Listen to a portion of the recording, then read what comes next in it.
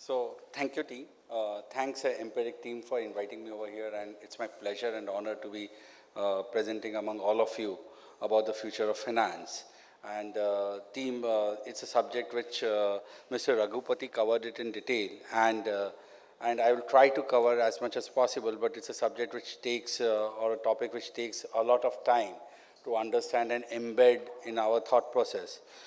This is something which is very close to my heart, and this is something which I've loved to do because, like I always say to my team, I love 4 C's: change, challenge, chaos, and curiosity.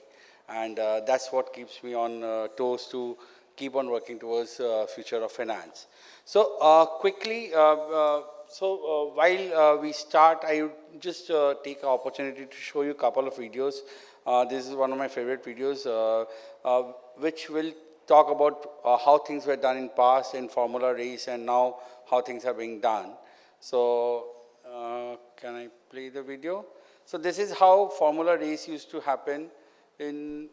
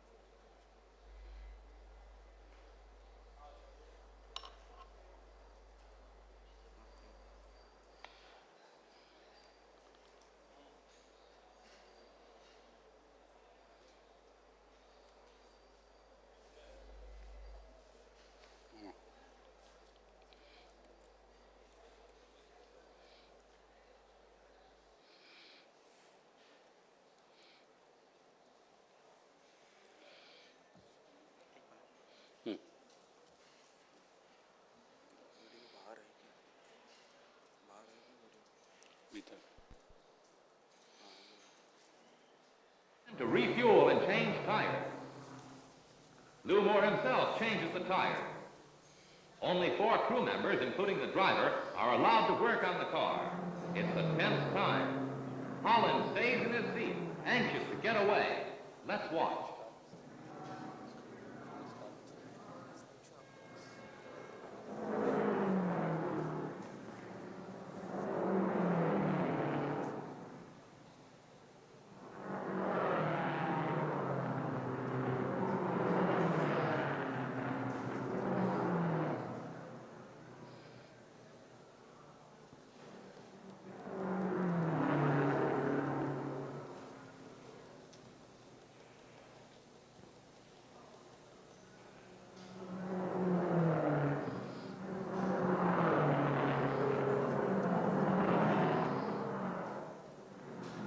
Tires are changed at last.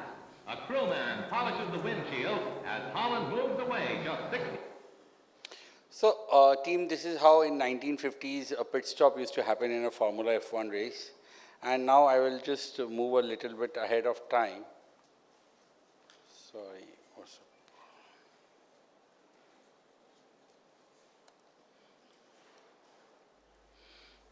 So how, now we'll see how these things are happening in 2013.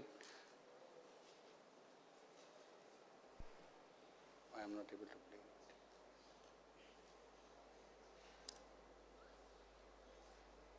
Thank you.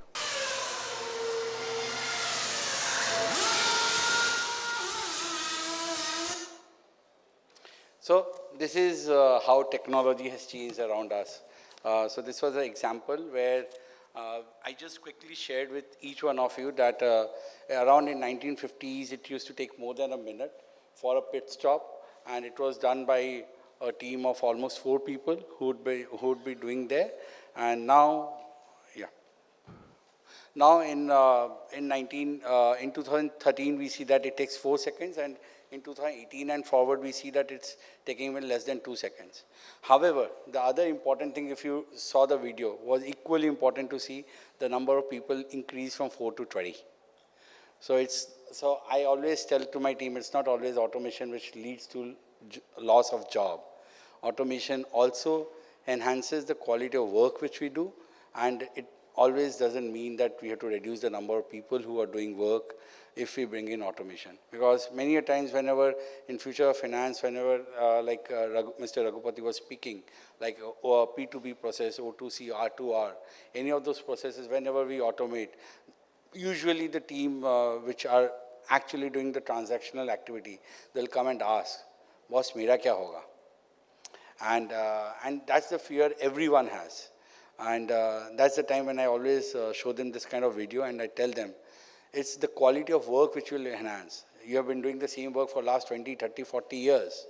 And please upgrade yourself and the organization will provide you all the right sets of input to deliver that. So this is what I was talking about. In 1950, only 4 people were allowed. Now in 2013, despite of technology enhancement, now 20 people are involved in the pit stop. It's just one example. And like Mr. Raghupati alluded, things which 10 years back used to see of something a dream, like a driverless car or space travel or drones-led delivery. But many of these things have become reality in 10 years' time. So world around us is transforming and the world around us is changing. And if we see the transformation, I always say, is fast, bold, and inevitable. We adopt the change in the technology, or we survive and thrive. And if we don't, then we perish. So it's not an option, it's not a choice, and hence transformation is fast. For example, adding 50 million customers was unheard of in past, but now in many of the, I'm pretty sure Mr. Sanjay will be able to share how quickly he's able to get customers on board and what is the pace of getting those customers on board. So what I'm just trying to say is that transformation is fast, transformation is bold. We have experienced it in the last 2.5 years when work from home concept didn't exist in India. And now people were working very well. Rather, there was a fear that whether people will work from home when they are asked to work from home. And actually, all of us worked more than what you would have worked in office. I'm pretty sure about that. So the transformation and the change is inevitable and it will happen. So similarly, finance is also transforming. The finance is what? I always say, like Hindi movies is a replica of the society that we are. Finance is a replica of the organizations because finance is the only function which encompasses every aspect of business, be it procurement, be it supply chain, be it R2R, be it payments, receivables, be it IPOs, everything. And we'll speak more about it in detail. So finance is the only function which mirrors the business. Many of us would have experienced that whenever the business composition changes, even the finance org structure changes because we replicate the business and the complexities of the business. So similarly, finance is transforming around us. And now I'm coming to what is expected from the CFO in any organization. There are very 4 things, and Mr. Raghupati, I don't want to sound repetitive because I will try to rush through because this is a topic which takes a lot of time. But very clearly, finance is expected to play a very significant role in strategy. Finance is expected to play a very significant role in enterprise risk management, communicating the stories. We have to communicate the stories to outside world, inside world, and in performance management. And in each one of them, I'm pretty sure many of us have experienced a lot of it. And I can share a few examples with my past experience and which we can see in future. So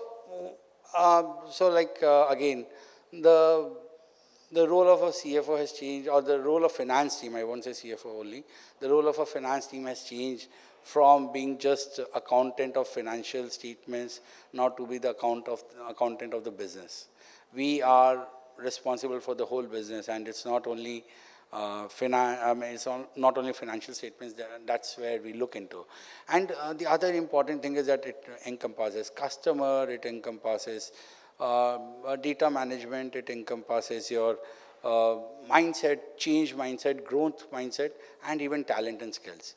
So across all of this portfolio, across all of this, as a CFO or as a leader of financing, we have to play a very active role if we have to continue the journey of making finance our team's future for ready for future.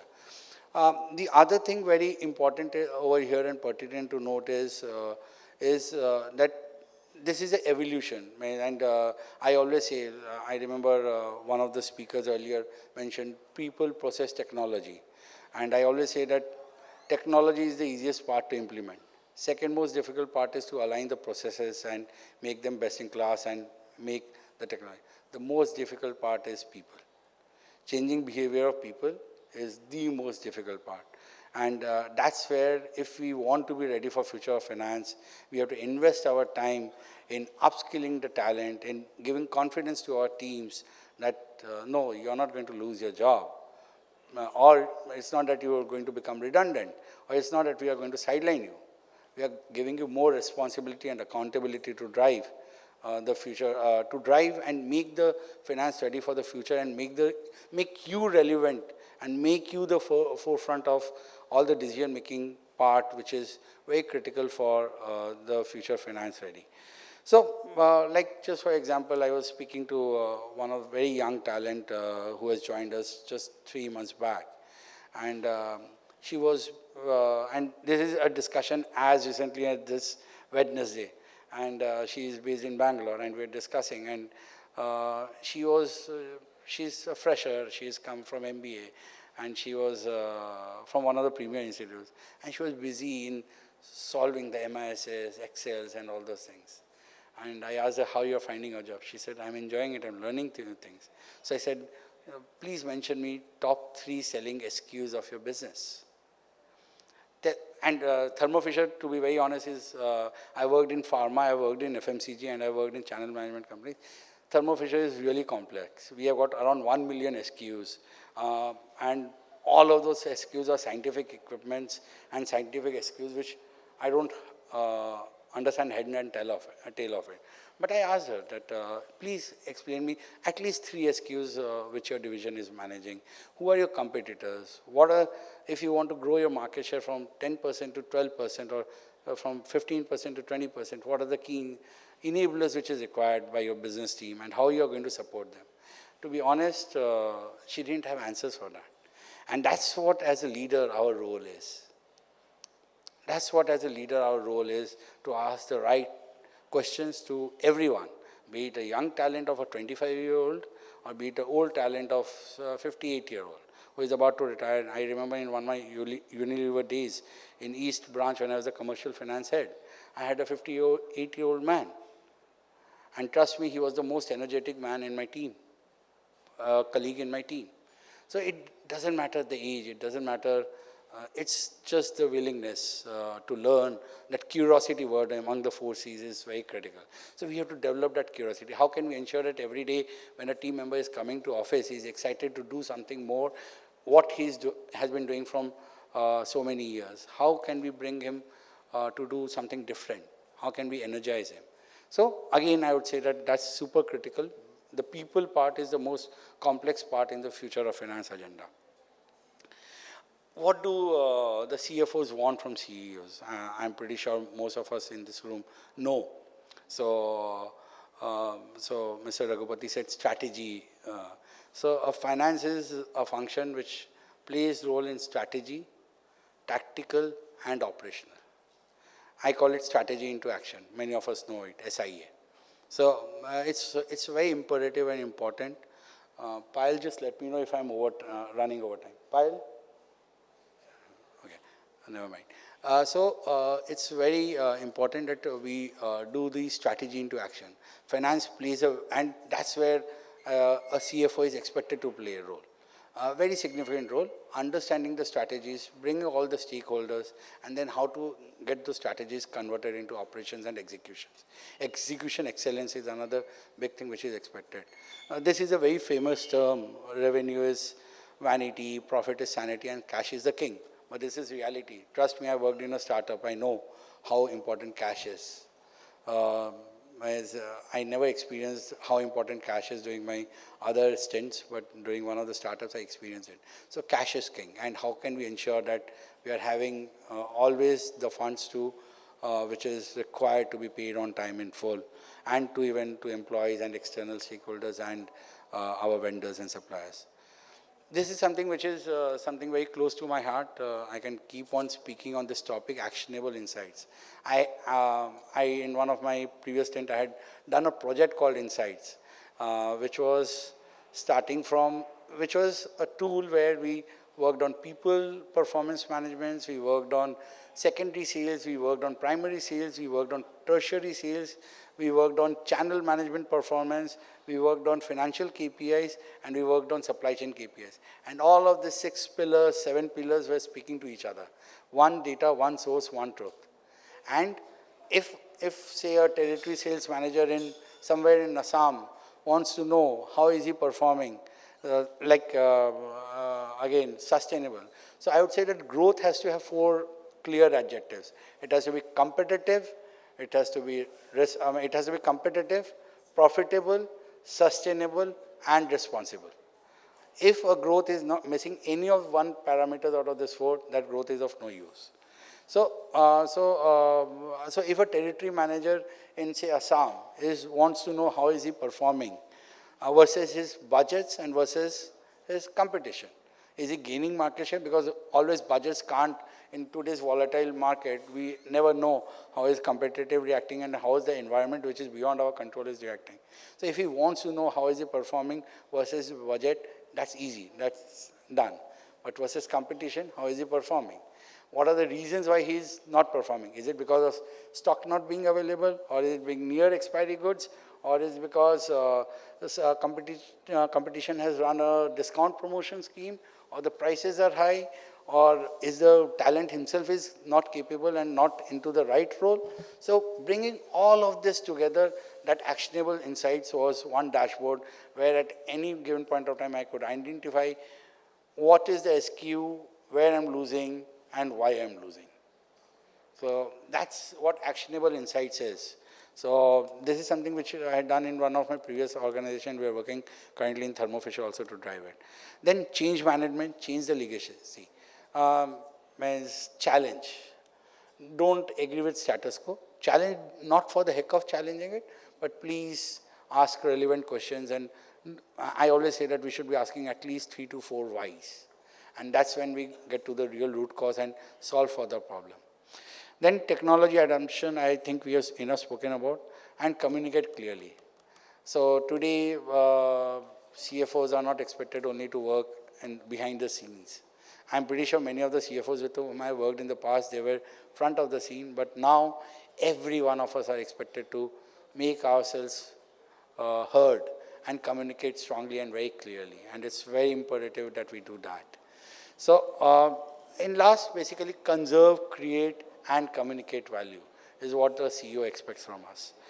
I think I would be running short of time, so let me just quickly, these are 5, 6 aspects which I think we have even covered earlier. Communication is something which we have done. Risk management. So just a couple of points on risk management. It's not only financial risk management, or it's not only IFC or stat audit or all those kind of risk management. It's very important to understand, identify the risk in doing business. I'm not talking about from the EP and AR perspective. I'm also talking about the kind of incentive calculations we do, the kind of performance management we do, and the way it is paid. Because invariably, in my limited experience of last 20 years, I found that the more you deep dive it, the more behavior issues you are able to find out. So it's like Mr. Raghupati said, dreaming ahead of time and finding and actually getting it delivered. And that is very much possible when you are able to connect the dots and do it. It's 14 minutes, 21 seconds. Yeah, okay, sorry. I'll just take a couple of more minutes. Integrity, this is something we all stand for and vouch for. And this is something which is very important. That's the least which is expected from us. And it pains me when any of the finance colleagues, I remember just one statement which I was talking to our previous speaker from HSBC in direct tax. In one of my organizations, on my day one, the taxation head said that, Narayan, we are in the business of making profit by selling soaps, detergents, tea and coffee, and not in the business of making profit by evading taxes. That's a very strong statement. And that's a statement which I heard almost 18 years back, and till today I remember it. So we have to do tax planning, tax structuring. So integrity is the core. Why finance? Any finance functional professional has to be high level of integrity, and because we are the custodian and we ourselves can't falter on it under any circumstances, under any pressure, and under any reason. Then performance we have spoken about in brief. So not only business performance, I would say that I actively play part in defining performances for my cluster leads, my business leaders, even incentive calculations, and finding out how and where things went wrong. If somebody achieved significantly high or if somebody achieved significantly low. Understanding if he has done, there are some macro or microeconomic environments which have impacted it, then it's fine. Otherwise, understanding it. So we have to go more deep, and insights have spoken enough, risk we have spoken, performance and communication. I think we can move on. So this is the fourth thing which I clearly say is very important to be future ready. Customer focus. Whatever business business is there, we are there. So we have to be customer focused. We have to open. I'm again saying not compromise with our integrity, but we have to be very open and hear them. Digital and digitization has spoken enough about growth and change mindset. This is again a topic on which we can keep on speaking, but please be open. Please be open to change, and please be open to growth agenda. And finally, the most important thing is talent, and which we spoke in brief in my previous statement. So I think this one we can skip because of paucity of time. How evolution of finance has been there, from say stat reporting to financial reporting, from risk manager to compliance head, tax filing to tax planning, tax structuring, ERAP to operations management and COE, cash flow management to IPOs, MIS to actionable insights, demand supply forecasting to operation finance, IR M&A, corporate strategy, data analytics, all of this, CFO and CIO in many of the organizations, CFO is expected to play a role. And finally, I know many people who from CFO has become the CEOs of the company. So that's where I would say it depends upon individual choices, but a CFO is the co-pilot and he knows everything what is happening. New technology, we all are aware of it, but I would just urge that technology enables us to, as finance colleagues, we all enjoy working very hard. And as a statement, just a couple of statements I would make, and then I will take questions. As we love to work hard and we love to keep on taking new things. But I always say that start, stop, excel, continue. That's the 4 grid where every work should be mapped. And before we start, there should be something should be stopped. That stop can happen either through elimination or automation or outsourcing. So it's very important that we work on that and we drive the agenda on how we are, and that's where digital automation and simplification will play a big role. Last, this is what is my favorite pillar. You guys can take a pick of it, but this is what I say, that we have to continue to strengthen the core. We have to have insight and analytics. We have to build talent. We have to do automation, simplification, value generation, and risk management. Too fast. These are the key takeaways. Automation is the new normal. We have to do it. It's not always important that we have to have a big bang automation. There are certain things which can be as simple as a macro, and they can be as complex as ML or AI, or even having other solutions which are not dependent on any ERP system. So one size may not fit all. Prioritize, invest before it's too late. Not taking action is not affordable. And the last one and the most important one, change in people management. This is my last slide. So what has basically, it's not what, it's the how which matters. And how do we bring this change management? How do we prepare our teams for future? And everyday great execution. We used to use the word EDGE, EDGE. Everyday great execution. Automation, simplification, and digitalization is a continuous process, and we have to have everyday looking for opportunities to find and simplify work, not only for us, but for our teams and our colleagues and our business partners whom we support. And last but not least, this is something which I always enjoy. A is greater than R. So this is something very important. If A is equal to R or if A is less than R, then we are not needed. We as leaders are required and as professionals are required when A is greater than R. Aspiration should be greater than resources. Thank you. Thank you. Sorry guys, I have to rush through. I got a couple of bells ringing for me. Yeah. Any questions? Happy to answer. Otherwise, we can all wait for the cocktail and dinner. Any question? No, people are bored. Thank you. Thank you so much, Mr. Narayan, for this wonderful session. And I would like to call. I think, Payal, there is one We question. have a question. Okay.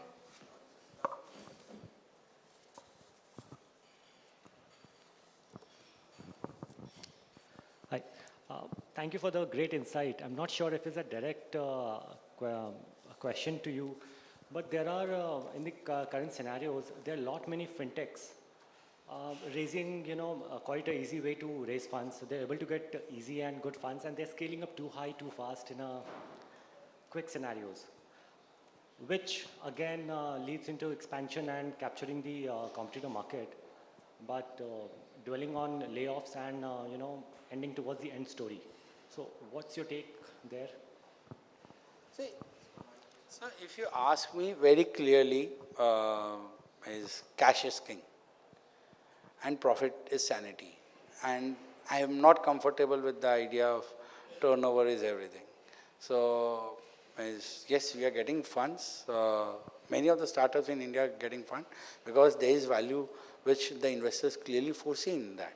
So there is no right or wrong answer, and if somebody is growing and helping Indian economy to grow, we should be more supportive of them. It's personal choice if you ask me. I am one of those guys who after working in ONGC, Unilever, Cipla, I am not comfortable with depending on cash from the investors to survive. And that's my personal choice. And somewhere I believe that sanity will prevail in a long run. But I know many of the business models, they have got high customer acquisition costs right now. That's why they are burning cash. But over a period of time, once the habit changes, like the Olas and Ubers or the Zomatos or Swiggies or the Farmeasies, Netmeds, 1MGs of the world, or Amazons and Flipkarts and Snapdeals of the world, as our habits changes and as we are get used to that comfort and that ease of getting that customer experience, and we pay premium for that, then that's where every business model is working on. So it's not right or wrong. Obviously, if they don't get funds, they have to manage their cash, and then there would be layoffs. But it's a call. It's an individual employee's decision whether he wants to be there or he doesn't want to be there. It depends on his risk-taking ability. How many dependent family members he has. He's married, his spouse is working or not working, he or she, whoever, whether parents are working, they are dependent, how many kids he or she has, what is the age of the... So it's completely a personal choice before you take a decision whether you want to join or start. But nothing is wrong, nothing is right. It's a choice, and I don't see any reason if they are laying off, whoever has joined them, they have joined with that risk, they know it very well. And they have joined, it's a high risk, high return. The ESOPs which are paid, once they get converted, they provide huge value. I know a few of my friends in my previous organization who have become crorepati's with half the experience that I have. Right, so thank you for that. Yes, sir.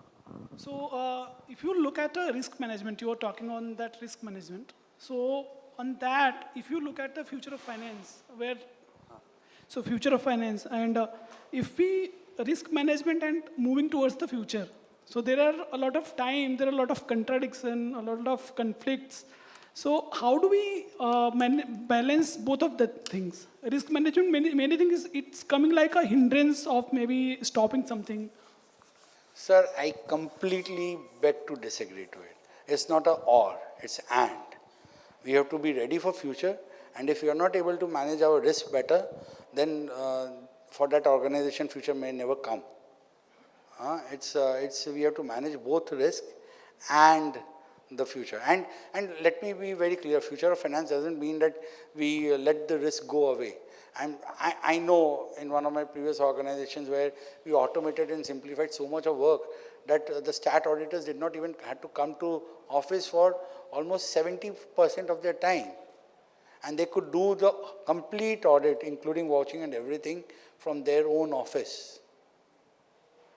That reduced my stat audit fees, that reduced my internal audit fees, and that helped them to find out with data analytics the areas which we earlier could not have identified as a risk. So future of finance is never talking about that they are against each other. They are walking together, not even parallelly. They are walking together hand in hand. If any one of them is not there, then that organization is, or particularly finance function, has got lots of challenges to survive in that organization. Because risk and integrity are the core foundations of any finance program. It's a building block. उसके ऊपर सब cherry and ice creams है. If you are not able to have a solid foundation, rock solid foundation, that's what I call it, you can't work. Yeah, in future finance, you have to define the freedom within framework. I'm saying Lakshman Rekha. You define the freedom within framework. ये framework है, इसके भीतर आपको freedom है. इसके बाहर जाओगे, you are going to get shot. There was that game which came, no? After you cross that radius, you are shot. I forgot the name of it has got many Emmy awards this year. Okay. Anything Thank you. else? No, Thank you, sir. thanks.